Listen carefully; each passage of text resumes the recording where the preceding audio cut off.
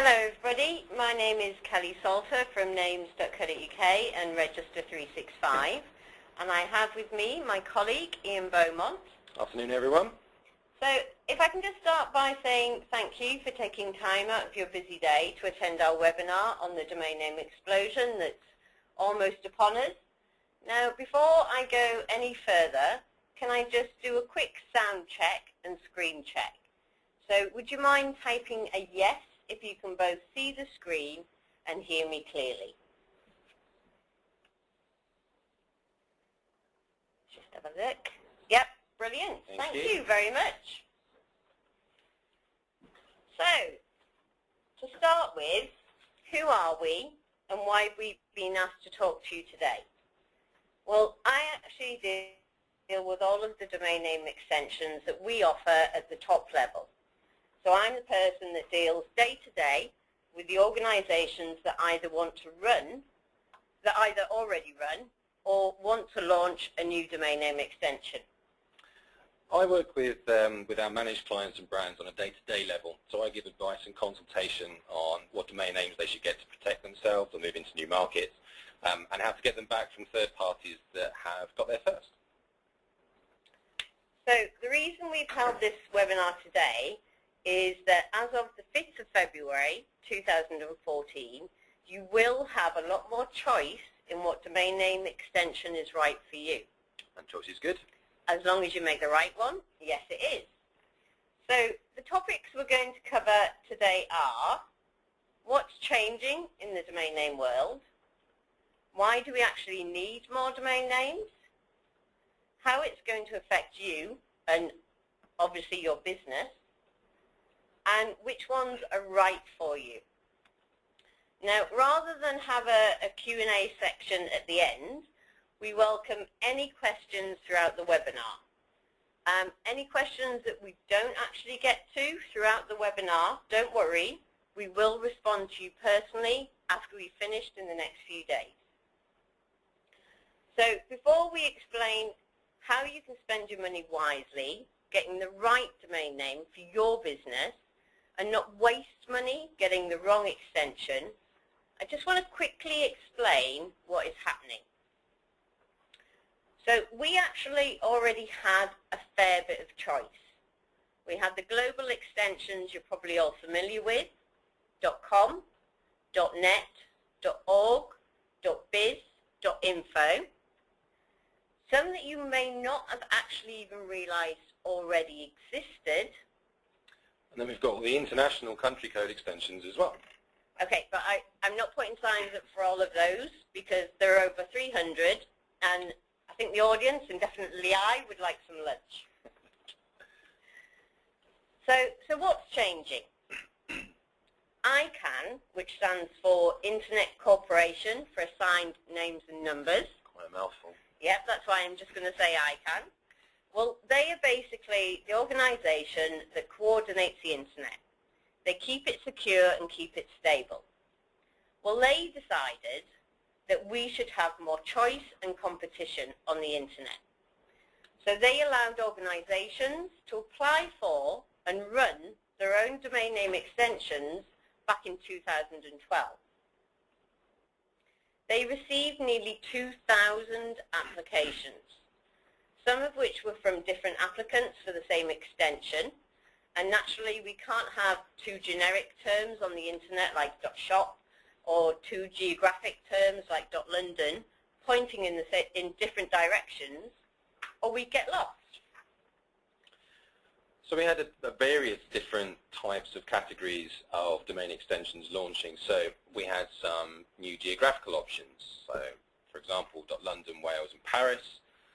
Some kind of sector-specific or industry-specific, like legal, financial, healthcare, generic and commerce, shop, blog, and web. Interestingly, some critique-style extensions such as .sucks, .reviews, and kind of last but not least, whilst you won't be able to register them yourselves, brands applying for their own extensions. So the examples we've given here are BMW, Google, and Microsoft. So why do we need more domains? Well, ICANN's reasoning for the new program and releasing much more in the way of domain extensions was they believed that the Internet needed more choice, more competition, and the chance for businesses to get a shorter, more memorable domain name than what exists today. I mean, this is something we see already today. It was getting quite hard to get a really short, snappy, cool, memorable domain in the established extensions. We were seeing people add words onto the end of a company name, maybe the town that they work in or where their customers are. And I know from speaking to the guys, taking the phone calls from our customers, that some people were really stuck and had even got the thesaurus out, trying to find something that were kind of happy with. You know, something that wasn't like 5 words long and would only just fit on the side of a van. I mean, it does mean, yes, that over the next few years, there will be hundreds of new domain name extensions to choose from. And how do you choose the right one with so many to choose from? Now, I cannot stress how much of a change this is going to be to the domain name world. Historically, we had maybe one new extension launch at any one time, and there was months, years of planning and communication before the new extension launched so you could register it. We are lucky at the moment if we get 30 days notice from these new extensions that they plan to open the first phase. And with so much choice at one time, it is going to make your decision-making process really hard. Many of the dates that you hear in the news are tentative and subject to change. All of these new extensions are trying to find a way to get noticed, get your attention, and sell domain names. Now, whether we agree with it or not, it's happening. And our role is to try and get as much accurate, confirmed information to you so you can make an informed decision of what's right for you. So now to the main reason for today. How to choose the right extension for you. How do you decide what to spend your money on to get a domain name that works for you? And one that can get you more customers as well. I think the key thing to come back to when asking this question, and this applies for new domains as much as it does for existing domains, is to focus on relevance. So what you do, where you are, where your customers are, who they are as well. So we're going to go through a few different examples, and hopefully there'll be some crossover with some of you watching and listening. So the first example we're going to look at is a small business, so in this case a photographer, that already has an online presence. In this scenario, this customer is online, probably running their site with a localized domain like a .co.uk or a .ie, and or the kind of a popular generic extension such as a .com. Now, as we'll kind of find throughout this program with different sections, there are lots of different options for a photographer when looking at the new domain extensions that are launching. So we've got, in this example, photography, London, camera, gallery, graphics, and shop. So if we kind of look through them, .camera might be relevant if you sell cameras, but if you're actually a photographer, maybe not so much. .gallery is probably more intended for art galleries and would probably be for professional photographers, if anything. Graphics is a kind of a tentative link, and .shop, whilst we expect it to be extremely popular, we're probably not going to see it for a little while yet. So I think the thing we have to look at here is that photography really would be the standout choice when it comes to the extension that's kind of on offer. The rest would only really be applicable if geographically it was where your customers were based, or where you showcased your work or sold your pieces online, for example. You need to think about what your customers would be looking for to find what it is that you do. And we've kind of added a few different ones here, a few different geographical options. For, you know, .irish is likely to come for the Irish market, and .uk is going to add a bit more complication for the UK market as well from the 10th of June. So for .co.uk owners, that should also be on kind of your radar as well. But we'll cover that in kind of further detail as we go on in the future. Ian, if you don't mind, I'd actually like to bring in a question from the chat, if that's okay. Are we ready? Yep. So Claire has asked, would a new extension help her get higher in Google than her existing one? Which I quite like. Yeah, I like that. It's a question that's been asked quite a lot, actually. I guess the interesting thing here is that Google has a bit of a vested interest because they've applied for so many domain extensions themselves. Now, we kind of all know that Google, they keep their secrets pretty close to their chest, but one of the key parts, and this kind of takes us back a few slides really, is relevance. So I would say it's pretty relevant. If I was looking for a photographer or something to do with photography, and I find a website ending in photography, or sorry, .photography, and it has content related to that subject matter, that's what I'm going to find when I go there. I mean, one of the other things possibly to bear in mind is it obviously over time is when you see the first page, I don't know about you, but if I'm looking for a photographer and I see a web address ending in photography, maybe it would actually increase my chances of clicking on it. I mean, believe me, guys, we will all be watching to see what Google does. And Google will keep changing their rules, their algorithm, the famous algorithm, and we'll always be catching up. So thanks for that. Sorry. That's all right. No worries. Thanks for the question. I think just to kind of elaborate on that a bit is to say that in this kind of scenario, I would probably register .photography because of its relevance. But that's not necessarily to say that I would use my website on that extension straight away if I've already got the existing .co.uk, .com, IE, etc. But I would make sure, like all domains should really, make sure that it works. You can set up forwarding through your control panel, and it's free of charge and kind of pretty simple to do. I think for me, the last thing I'd want is for another photographer, given that these are going to be global extensions, to get the domain that I really wanted. So I think that would be, something that I would, I would definitely want to pick it up for myself. And it's also the chance that the name that you wanted initially when you were looking at a particular extension might not be available. So that provides another kind of option or alternative. I mean, another factor you might want to consider before you even think about changing your web address is your search engine ranking. I mean, it's not entirely clear from studies that domain age matters, but if your business has been online for a long time, has a good ranking in the search engines, and you depend on like retail traffic coming in through your virtual door, please tread very cautiously before switching your entire website to a new domain name, even one with a catchy suffix. So the forwarding option, which is where it's easy to do, most providers, it should be free. So if I type in the .photography, it lands on my existing website. So definitely, I'd suggest that. So let's move on to a different scenario, Ian.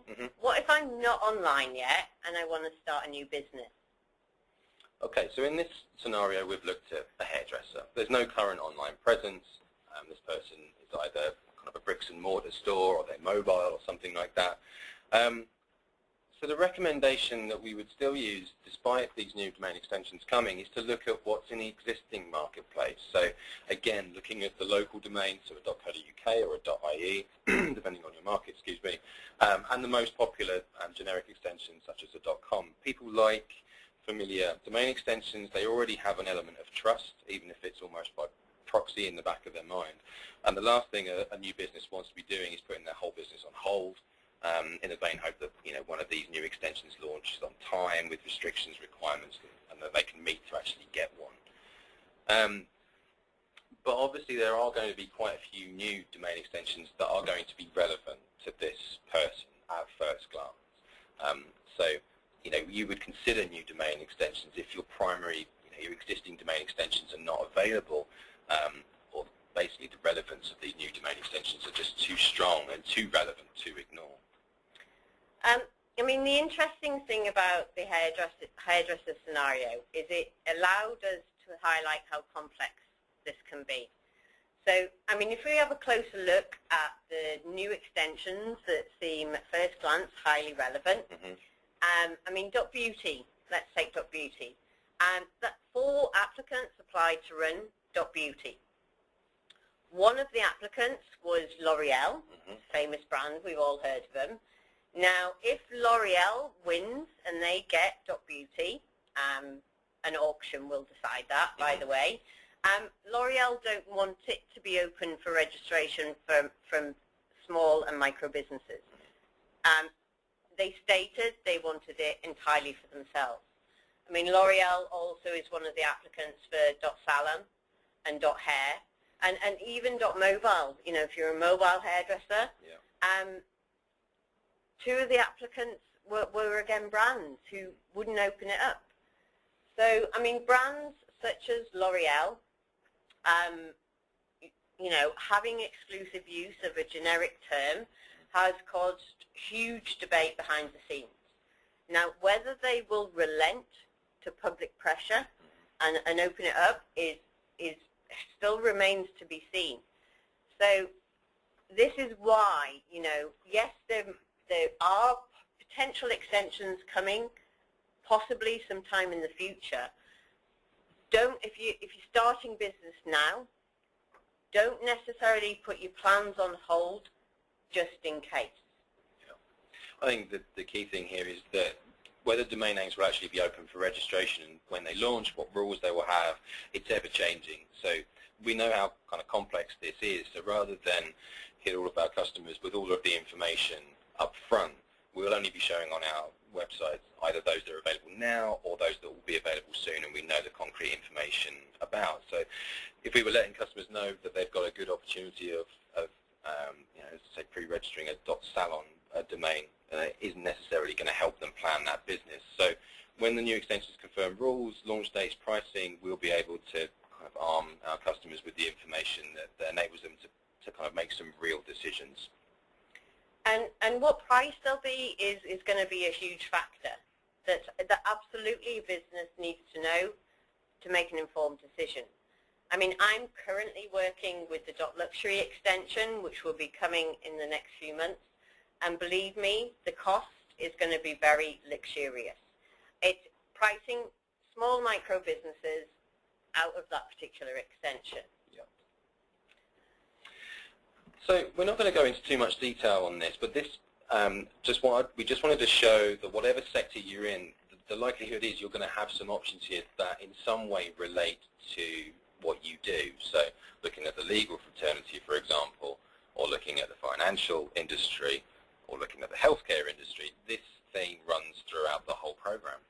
I mean, it is kind of like little sectors of communities, isn't it? Definitely, definitely. So in the next example, it gets a bit more complicated. So we're looking here at an existing SME that is already trading in multiple locations throughout the world and probably have already quite a few domains in their portfolio. This time, this program is going to be particularly challenging. But in this example, our SME is about to start trading in Belgium. Now, the first extension of choice has got to be .be for Belgium. So if your customers are in that country, the extension they are most familiar with and will relate to is the established country code. But these customers are going to have to look at what's coming and start making decisions about what's relevant. So if they have existing trademarks, they may be able to secure highly relevant domains before they are released on general availability. I mean, these are the guys that probably just want to get in touch with you, Ian, if I'm being honest. Yeah, definitely. I mean, these are the guys that I'm spending most of the time speaking to at the moment. I think for the SME that's already trading across borders and has multiple country codes or brand names, there's going to be a potential long list of kind of what's relevant here. I think I would strongly suggest to look at the overall domain strategy, and if trademarks are owned, using them to provide them with those additional rights. Give you more options, basically. Also, for those that are actively exporting or actually want to, we'll be showing webinars in partnership with UK Trade and Investment. So when it comes to trading overseas, domain names are just a small part of doing this. Ian, I'm going to take another question from the chat because I like this one. So this is from John. Okay. So are you saying we need to register every domain possible? No. Perfect. In a word. I mean, this is a point that we've been giving advice on for some time now, and it's even more relevant now. Now, the amount of phone calls or emails we've had from customers over the last few years that have had that email from China that someone wants to register some domains. Yeah. Our advice then and our advice even more so now. If you're not doing business in China, forget the .cn. Yeah. If you don't do business in Germany, forget .de, ignore .berlin. Yeah. I mean, even the brands that previously wanted to try and register all the extensions in the world will have to rethink their strategy. Stop diversifying their brand names and focus on what's relevant. Yep, I'd agree with that. And another question from the chat, this time from Ben. Alrighty. Sorry, I clocked this when I saw the other one. All right. So are city names better than country codes? I'd probably say not, especially in the next few years. If you think about what customers are used to, if I'm looking for a business in Ireland, I'm probably going to trust the .ie domain name, domain extension that I'm familiar with over, let's say, .irish, for example. I guess the same in Germany with the example you've just given. So the reason being is that it's already so prominent that .de is one of the largest established country codes in the world. .berlin is only going to cover a certain part of that. People aren't going to be familiar with it for quite some time. So I'm not saying don't get .berlin. If we use this SME example here, it might well be that they've got an office there and it's relevant to them. But what I'm saying is that if I had to make a choice and both are available, I'd definitely choose .de over .berlin. Perfect, yeah, great. Yeah. We've had loads of questions in the chat asking when they can buy domains, but I know it's something you're going to cover next, so over to you, Ian. Cool. Okay. So when can you buy? There are ultimately kind of multiple phases. So every domain extension that launches has to open first with a sunrise. This is the opportunity for existing trademark holders that meet registration restrictions to apply at a premium price before domains are released on general sale. And I've obviously got the questions coming in about kind of general sale. So next there might be other phases. So for example, some extensions which are quite topical because we're kind of in it at the moment. So clothing, bike, plumbing, guru, got what's called like an early access phase.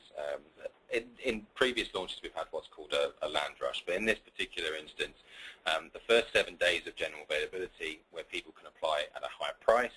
On day one it costs nearly 500 times what it would cost in normal general availability.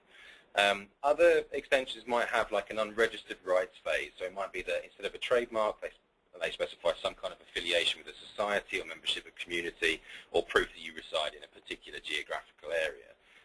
Others might just have escalated pricing.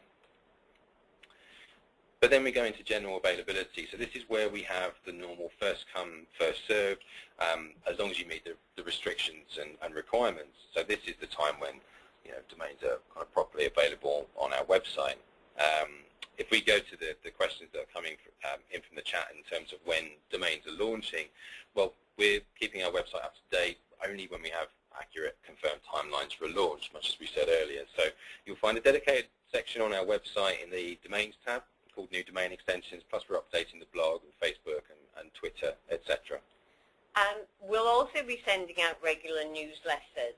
So, I mean, if you are an existing customer and you've perhaps opted out of the marketing newsletters, I would actually consider maybe logging back into your control panel and just tick to opt back in. You can opt back out later down the line, but it's just a way for us to keep you informed. I mean, if there's a domain name that you really want and you're prepared to pay a premium price for it, I mean, you talked about the early phases. Yeah. What I would say is people should just get in touch with you, Ian, because you can help them work out, if it's possible, and a guide of roughly how much they'd have to pay and their chances of getting it. Yeah, definitely. Now, you touched on the fact that trademark owners had their own first phase, the mandatory phase. Yeah. So, Ian, could you just cover that a little bit more? Because I know this, in particular, this is something you're working on every day. Yeah, that's fine. So we're talking here about specifically the sunrise period and the trademark clearinghouse and why that's important. But we'll cover this off quickly because this is more for the quite established businesses amongst you. So if you submit a trademark to the trademark clearinghouse via an intermediary like ourselves, what you're effectively getting early access, so right of priority. So you can apply for domains ahead of general availability. In addition to this, you'll be notified if anyone registers a domain name matching your trademark, both in the sunrise period but also the early stages of general availability. I don't really want to go into a huge amount of detail here, but submitting a trademark does give you additional options in this program, such as blocking services for any kind of key or prominent brands or business names. So blocking is where you prevent people registering it in normal sales. With no functioning, they won't function. Yeah, perfect. So a lot of information to take in, so we just wanted to quickly recap for you the main points for businesses to consider. So if we look at, me first. So if we look at a small business that is already online, so I would consider supplementing the existing domains that you have with the most relevant new extensions that are out there. Don't get them all. Ensure that any of your new domains work. So make sure that they forward, or if you want to use a website on them, great. But if you just register a domain, just don't leave it hanging there. Make sure it forwards. Yeah, we like you on advertising our part page, but believe me, it works better for you than it does. Sorry, so if I'm not online, Ian.